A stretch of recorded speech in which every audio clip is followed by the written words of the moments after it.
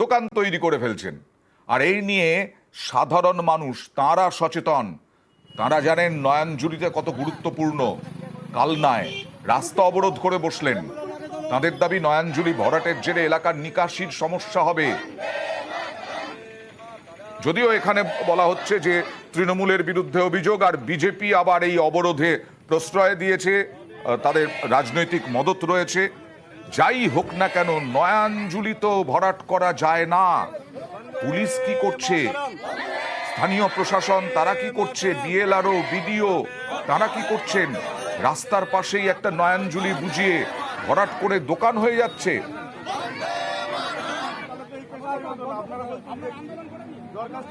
কথা বলবো প্রতিনিধি নবকুমারের সঙ্গে। নবকুমার, আবার দেখাচ্ছি এই ছবি, এই নয়নজুলি আবার কি ফিরিয়ে দেওয়া হবে? ওখান থেকে ওই পরিকাঠামো কি সরানো হবে?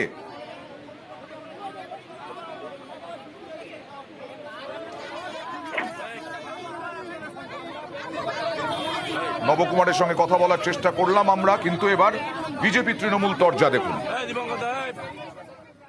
রামকৃষ্ণপল্লীর পাশে আরএমসি মার্কেটের পূর্ব দিকে একটা নয়নজলি আছে, ওইটা তৃণমূলের কিছু নেতারা এসে মানে বেড়া দিয়ে দিয়েছে, বলছে যে এটা মানে বিজেপির লোক দখল করছে, তাই জন্য ওরা বেড়া দিয়েছে। কিন্তু আজকে আবার সকালবেলা এসছে, তারা খুঁটি পুঁতছে দোকান ঘরের জন্য। তো আমরা বিডিওকে, বিএলআরওকে, তো থানায় এইসব জায়গায় আর কি কালকে আমরা দৌড়দৌড়ি করে জানিয়েছি। আজকে আমরা পথ অবরোধ করেছি এর জন্য, যেন এটা বন্ধ হয়। মানে কেউ ব্যবস্থা নিচ্ছে না বলে আমরা আজকে পথ অবরোধ করেছি।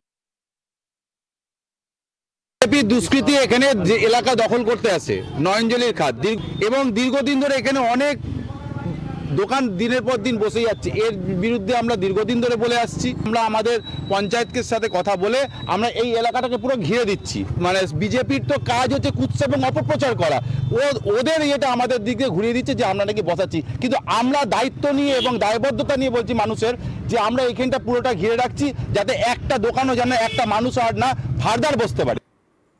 আর এবার চলে যাব দেগঙ্গায়। বিরোধী